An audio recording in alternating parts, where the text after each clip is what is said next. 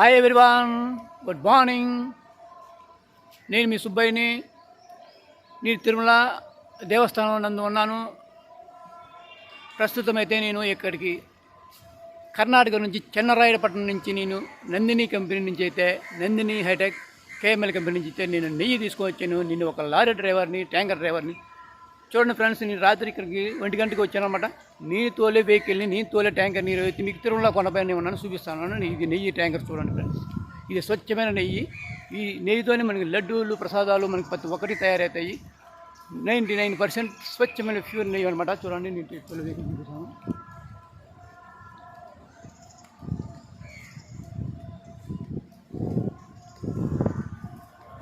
ఇదే ఫ్రెండ్స్, నేను తోలే ట్యాంకర్ అనమాట. చూడండి, ఈ వెహికల్ ఇక్కడ డైలీ వచ్చే వెహికల్ అనమాట ఇది.